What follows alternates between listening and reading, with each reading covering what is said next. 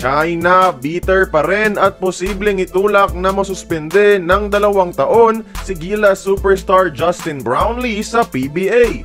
Sino kayang pwedeng pamalit ng Gin Kings? At Gilas young gun AJ Edu, posibleng sumunod sa yapak ni Kai Sotto sa Australia. Pero bago natin pag-usapan, palike naman ang ating video bilang suporta. Kamusta mga idol? Anong balita? Kung bago ka pa lang dito, i-click mo na ang subscribe at ang notification bell para maging updated ka sa ating mga uploads. Habang nasa waiting game ng confirmatory drug test si Justin Brownlee, di pa rin maalis ang posibilidad na di na siya muna makakapaglaro sa PBA ng ilang taon.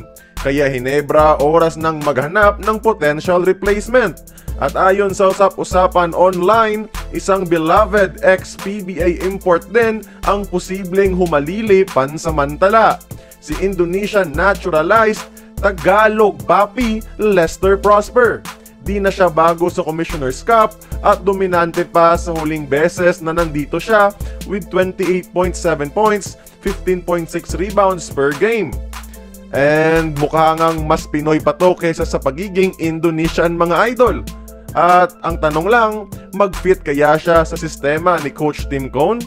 Samantala, AJ Edu patuloy ang magandang takbo ng basketball career after ng Gilas World Cup performance.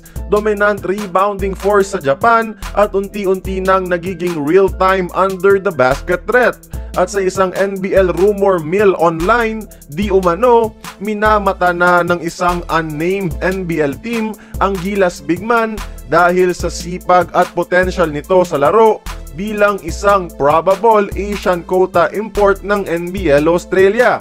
Isang proven pathway na nga naman ang Japan D-League papuntang bigger leagues, kaya no wonder why scouts are seeing the best of AJ Edu. And besides, mahilig mag-bait ng mga Pinoy ang NBL not just for talent alone, but also for the global marketing value. At kung totoo nga in the near future, para sa akin, isang legitimate talent si Edu sa mga top league sa buong mundo, gaya na ng NBL Australia and even the EuroLeague. NCAA Division 1 player, defensive anchor against the best big men in the world last FIBA World Cup, at 23 years old pa lang. Matayog ang potential. Kaya kayo mga idol, kung sakaling matuloy sa NBL si Edu, tingin nyo, kaya niya kayang higitan ang naging stint ni Kai Sotto doon? Join the conversation, magkomento lamang sa ibaba. Kung nagustuhan mo ang ating video, please like, share, and subscribe. I-follow mo na rin ang ating social media platforms for more exclusive sports content. Until then, this has been Courtside Buckets. See you on the next one.